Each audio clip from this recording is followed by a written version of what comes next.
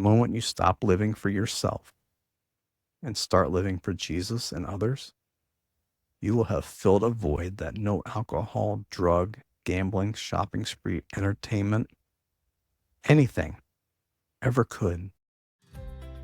Welcome to the Winks and Nudges podcast, where it's all about Jesus, His Word, and the creative stories He writes in people's lives.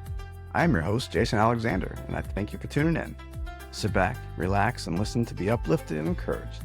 How might God be winking at or nudging you today?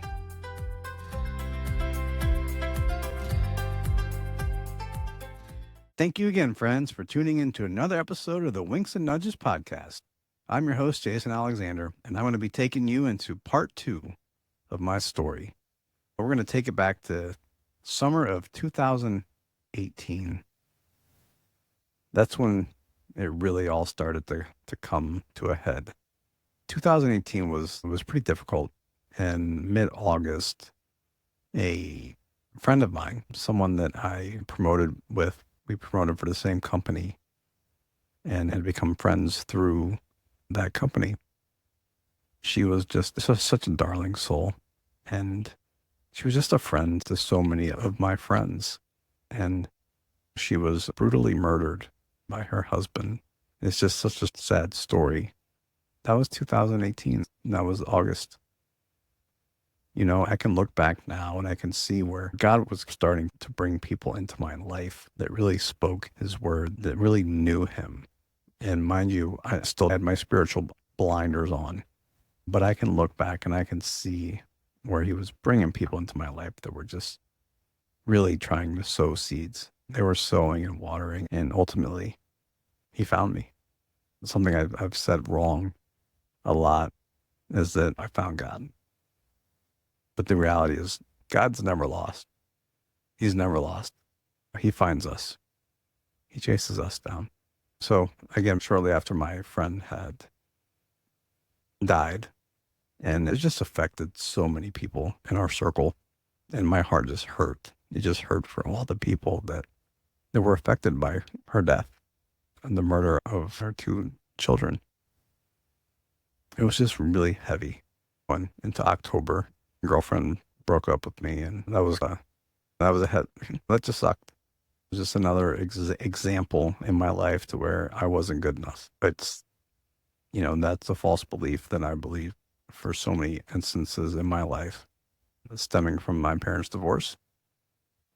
And I know I'm not the only one. There's many people that deal with this.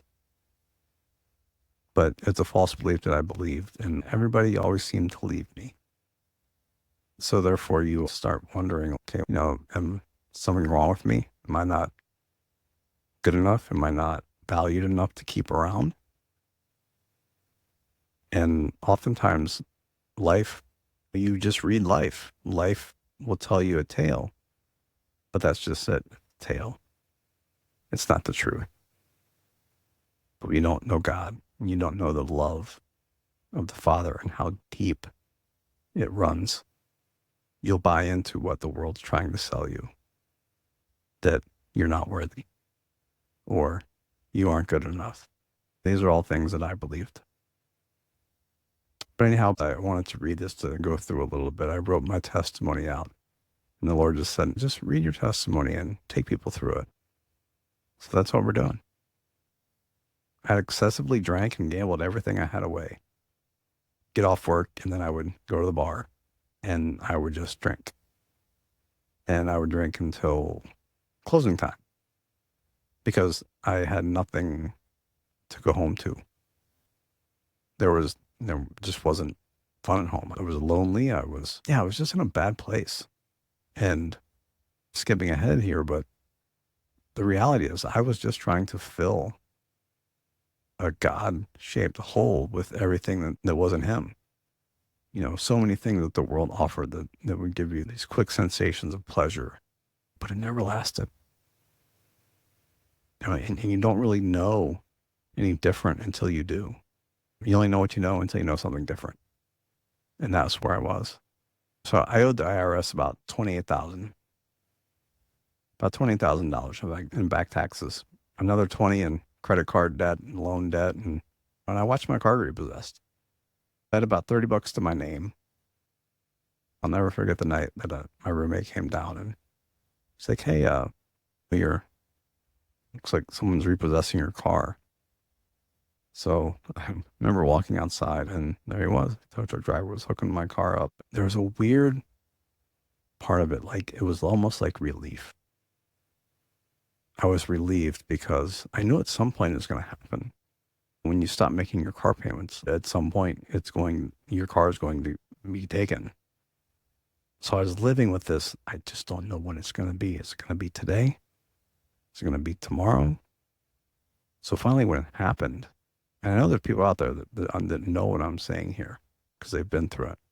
It was a sense of relief that it was gone and I no longer had that particular burden. That's when I started walking. I started walking everywhere. I walked to work. Thankfully, I lived close, and I thank God for that. I walked to the gym, to friends, to restaurants, everywhere I hoofed it. This was honestly the most humbling experience, as you might imagine. Having to answer questions about, hey, why were you walking? It wasn't a lot of fun. I carried a lot of shame, a lot of guilt, embarrassment, pretty much everywhere.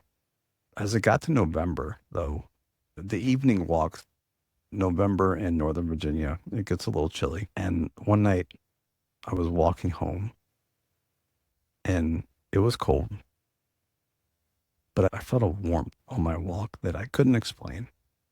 I remember thinking and trying to figure out where it all went wrong and what happened. And then for the first time in my life, started talking to God. I remember I looked up at the sky. It was like really clear at night. The moon was so big and bright. Stars they just seemed like they were just shining extra bright. And I was like, God, why did this happen to me? How did this happen? As I thought I had it all. I had it all together. Clearly I didn't. But in my mind, I was living the way that I knew, the way that seems right to a man. And for me, I had learned that through what my family taught me, what the world I lived in taught me. There were plenty more evening walks home, looking up at those stars and the moon with continuing questions like, are you real? There were 1,000 questions I was starting to ask myself as I was questioning everything, because everything I ever knew or thought got me to the exact place I was, broke and walking. And it's so true. Everything that I thought was real and true and right in my life had gotten me to the exact place I was. Dead broke, a mountain of ginormous debt, and humbly walking. Fast forward to the first week in January 2019. Let's just go there, where I was able to get a car. I'd never been so excited to get a used car in my life, as you could probably imagine. Having a vehicle to drive, any vehicle, is something I'll never take for granted. Never take for granted. And now when I see people walking, I don't just see people walking. I stop and I go, gosh, I wonder what their story is. And that'd be something bad. Maybe they choose to walk. Maybe they choose not to drive. But just having that experience of going through life and taking driving for granted, it just it gives you a different lens on how you view things. So after I got the car that week, actually, I was at work. I was at the salon. And it was around noon when I got this overwhelming feeling that I needed to go to this band of brothers. It was a feeling that just wouldn't go away. Like no matter how hard I tried to ignore it, it just wouldn't go. Now, this is one of my favorite parts to my story. And what I love is how God just writes creative stories. I remembered about this band of brothers from running into an ex-girlfriend and her husband out at a restaurant. After a brief conversation, her introducing me to him, and he invited me to come join him one night at this band of brothers. And I remember distinctly tapping him on the shoulder and saying, hey, thanks, but I'm good. You do you and I'll do me. Turns out I wasn't so good at doing me, huh? But the neat thing is, and I'm going ahead here a little bit, but it's a point that I really want to make. God, that day at work, he used an invitation that someone made to me 3 years prior. So I say that to make sure that when you're inviting someone and they may say no, or they may just ignore your invitation, but don't you dare stop inviting. Don't you dare stop making invitations to people, because you never know when God's going to use that. So I'm there at work, and this feeling, it just won't go away. So I Googled it, and it came up to a New Life Christian Church over in Chantilly, Virginia. It's just a few miles from where I live and work. I looked at the day and the time, and it was that evening, Thursday at 7. So I thought, maybe I should go to this thing. So I went and looked at my schedule, and I had appointments that would take me up until 7:30 or so. And I just thought I had a 15 minutes travel time, and I'm like, it'd just be too late. So I just dismissed it and accepted it wasn't going to happen that night. So I went back to work, and a couple hours later, that feeling was again. It just kept getting stronger and stronger as I worked. I really started thinking I had to figure out a way to go to this, but I was in no financial position to be canceling appointments. For God, it's so cool. I went back to look at my schedule around 2 o'clock. Maybe it was 3. But I looked at my schedule, and my last 2 appointments had just disappeared. These were 2 separate clients that had standing every 6-week appointments. What were the odds that both would cancel, allowing me to go? And there was no coincidence. I had a divine appointment. I had a divine appointment that evening God wanted me to get to. So I went back to old trusty Google to find the address. I plugged into the GPS, and off I went to some group that I knew what it was, but not really. It's not like me just to drive to some place and meet people I've never met before. This is way out of my comfort zone. But none of that seemed to matter at the time. It's almost like I was just on this mission. So here I am. I show up to this place it's called the End Zone, which is an old Anheuser-Busch factory. It's an 84,000 square foot facility. It's a fitness center / sportsplex and a church. So my initial thought was, this is strange. Heck, everything was strange, so why not? The church offices were on the front side of the building, as the fitness center entrance was on the back side. I walk into this meeting room, and I asked if it was a band of brothers. And I got a response, yes, it is. Welcome. I was a little early. There were only a couple of guys there yet, so I just went and sat in a corner and just scrolled on my phone until guys showed up. There were about 20 guys total. Yeah, 20 or so, as it all got started. Band of Brothers is a men's group that does life together, sharing one another's triumphs and burdens, and it's a Bible study. But it was nothing that I had ever seen before. It was so foreign to me, what I was witnessing. One of the leaders, Craig, started playing a song. Some guys sang along a little. Some just closed their eyes or just put their head in their hands. And then there was me, just listening and taking it all in. The song was over, and then someone started praying, asking for God to be there with us and help each man understand during that time together. Then it rolled into share time, which is where you can share whatever it is on your heart. I recommend this for every man. If you're a brother in Christ and you're not finding community with other brothers, you need to. You just need to. You can't do this walk alone. So there were guys of all ages, 24 to like age 80. It was so awesome. Different skin colors, different socioeconomic levels, trash haulers, curtain hangers, elevator inspector, FBI agent, CIA agent, homeless man. The mix of people was just astonishing. And the cool thing is it didn't seem like, you just felt love and empathy and compassion. It was so foreign to me when you're looking around, and again, you're seeing all these different walks of life coming together and just being there for one another. It was amazing. And what can do that? Only God can do that. One man started off and he was just having an awful time. a lot of things in life were just hitting him at once. And it was unique to me to see a grown man, this military guy, in fact, be so open and honest with what he was saying. Stuff that I was basically taught, at least the mindset was that you don't share struggles like that. You just keep it to yourself, pull your bootstraps and carry on. If anybody ever gives you that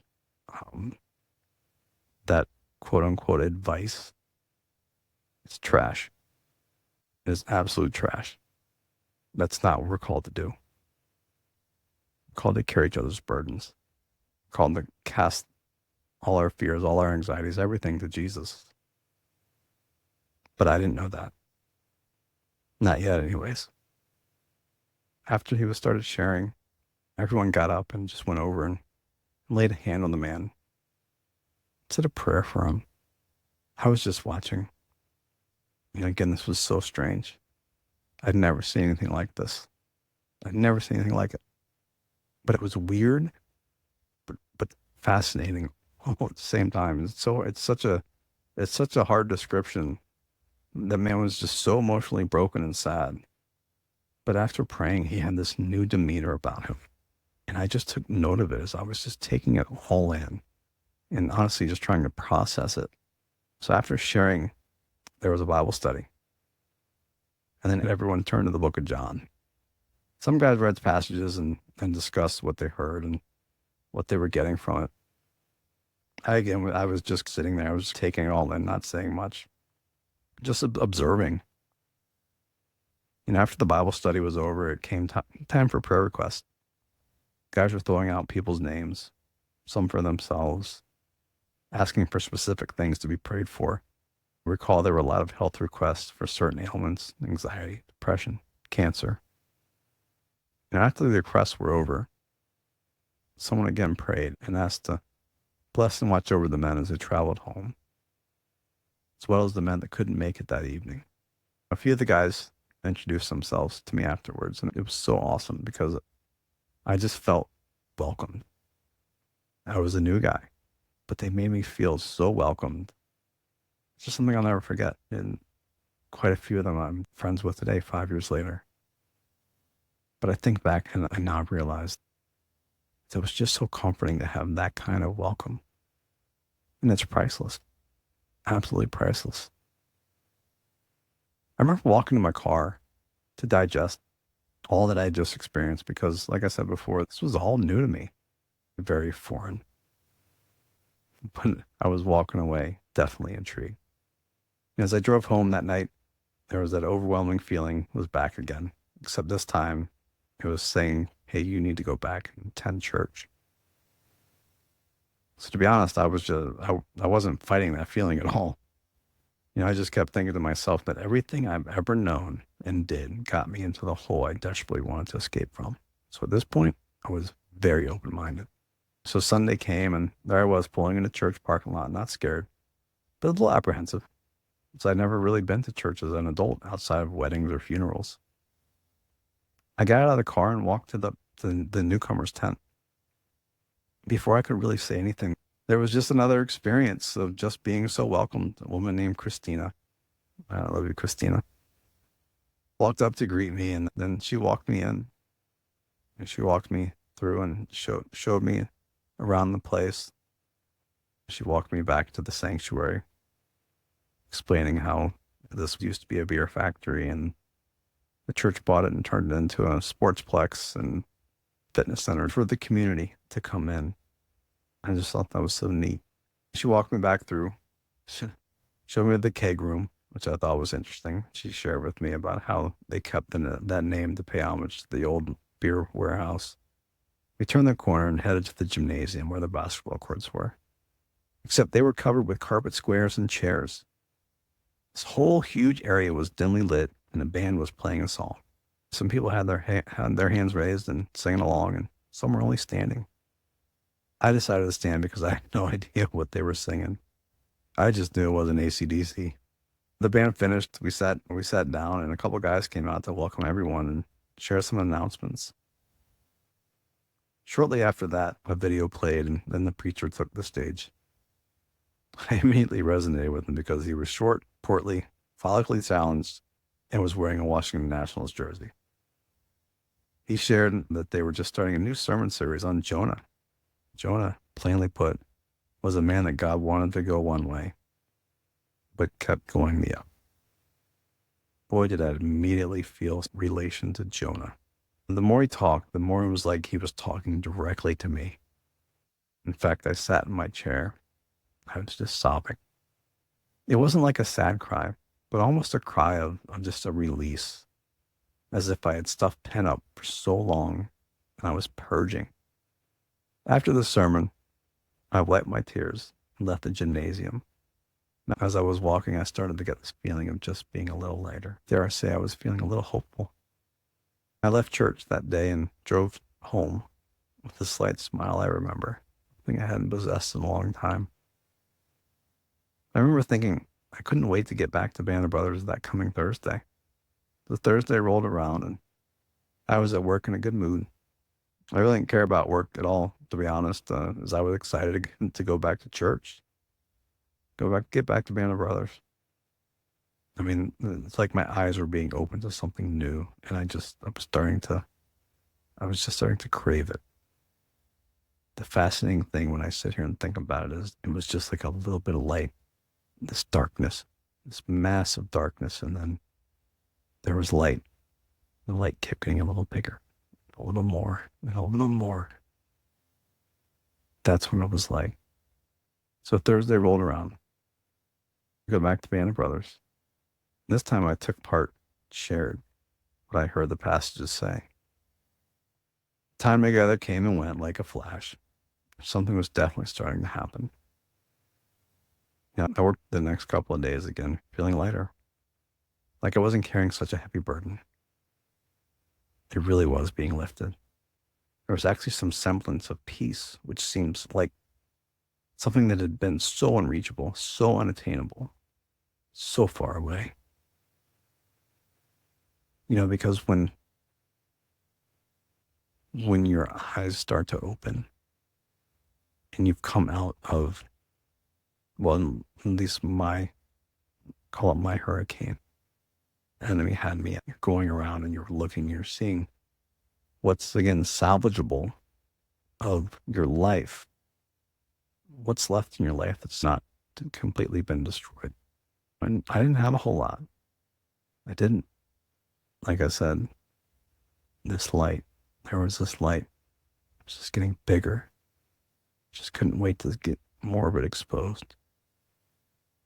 So Sunday rolled around again. I went back to church. I walked in by myself and sat in pretty much the same spot the week before. Band stopped, announcements were made, and there he was again. The portly preacher with hair like mine existed. He continued his talk about Jonah, and as he did, again, just like the previous Sunday, he was talking right to me.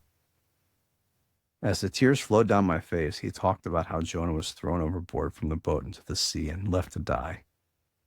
As he was drowning, he was swallowed up by a big fish. God was talking to Jonah as he was in the dark, slimy, smelly, tight place that made it seem like the end. This is where I felt I was. In that dark, slimy, tight space with no way out. As the tears just continued to flow, the pastor then said the words that changed everything and hit home for me. Jonah didn't realize it, but he was saved from drowning by the fish. Yes, his current situation sucked, and he couldn't see a way out. But God already knew the way. God knew exactly where Jonah was, just like he knew exactly where I was, and exactly where you might be today. Just like Jonah, he had a plan for me, just like he has a plan for you. So no matter where you are right now, no matter what you've done, no matter anything that you've done, or wherever you are, whatever mountain that looks so high, or whatever hole that looks so deep, I promise you. I know this sounds, you just hear it all the time, give it to God. But I truly want you to know that he loves you so much. And when you do give it to him, when you do surrender it to him, he will fix it. So as the sermon ended, I got up, wiping the tears from my eyes, and started walking out of the sanctuary. It's like my body just took a left turn to walk up to a man standing in a banner called Take 5. This was for people who had questions or were wondering what their next steps might be. As I approached the words that just fell out of my mouth, I don't know why I'm here, I just know I need to be here. Brennan, the campus pastor, was the man I was talking to. We exchanged a few words and exchanged numbers, and he said he would contact me later that day. And he did. We set up a meeting in his office the very next day. The next day I walked in and I had 1,000 questions, as you might expect. I had heard the word God most of my life, but never paid much attention to it. I wasn't raised in the church, nor did any of my family make it a part of their lives, so I really didn't know much at all. It's not a knock on anyone. As I've learned in this life, you only know what you know until you learn something different. Everything that I knew, did, and followed had me in that dark belly of that stinky, slimy fish. So there I was, peppering Brennan with questions. Who is God? Who is Jesus? What is the Bible? What do you do with it? Why do we sing praises to him? What is heaven? What is hell? How do you get to heaven? Why do people go to hell? I had all these questions, so on and so on. I just had so many questions, and he answered them all. We sat in his office for 4 hours. And near the end of our conversation, he asked me if I was ready to be baptized and start my new life. And I remember saying, I think I'm supposed to feel something to do that. Now, whether I was right or wrong, I have no idea, but he agreed and simply said, don't worry, you will. And I left his office with so many thoughts and feelings. It was overwhelming, and I had my head spinning a little bit, if I'm honest. Kind of like drinking water through a fire hose, 4 hours of questions. But 2 days later, I'm at the salon doing a client and felt this unexplainable feeling rush over me. I was emotional, but felt peaceful and joy. It was also that same feeling that guided me to Band of Brothers in church a couple weeks earlier. The time had come. It was time to be baptized. I texted Brennan. I felt it. It's time. I was going to do it that Sunday, but it had to be Super Bowl Sunday, so I chose the following one. This is the part where I have some regrets. Not my choice to wait to be baptized, but the part where I only invited people that I thought would come. I share this regret because it is such an amazing thing, and I don't want you to make the same mistake that I did and only invite people that you think would come to your baptism. It was so selfish of me. My biggest regret is I didn't invite my brother. I love him so much. Give people an opportunity to say no. Give people an opportunity to say yes. Don't ever make a decision for someone. When we start making decisions for people, we find that we regret them. I had some people drive quite the distance to come and see me get dunked. It's shocking to me, to be honest. 5 years later, I understand it. I didn't really understand at the time why it was such a big deal. Why people would drive the distance that they did is without a doubt the greatest thing one can ever do and should be celebrated like it is. Because they're partying in heaven, baby. Every baptism, there's a party in heaven. So on February 10th, 2019, I surrendered my life to Jesus Christ and made him the Lord and Savior of it. And I chose to follow him. I was baptized for the forgiveness of my sins in the past, the present ones, and those in the future, and had my name written in the Lamb's Book of Life, securing my place in heaven for eternity with the great God of the universe. When I came out of those waters, I felt new. I did. I felt a new spirit within me. It's one of those things in this life where your words can never do it justice, and it just has to be experienced. I'm not saying you will have the same, but I can tell you that your life will change for the better forever. The moment you stop living for yourself and start living for Jesus and others, you will have filled a void that no alcohol, drug, gambling, shopping spree, entertainment, anything ever could. Can't wait to share the rest of the story. We'll pause there. Until next time, my friends. God bless you. Do you have a favorite God story or testimony you'd like to share? Your story is just as powerful as the next, and God will move through it. Send an email to winksandnudges@gmail.com. If you'd like to partner with us, you can give or donate to donorbox.org/winks-nudges-ministry-donation. Thank you again for tuning in today. I pray that you see God in everyone that you meet, but more importantly, that they see Him in you. Who do you need to share this with? Peace and blessings to you, my friends. Until next time.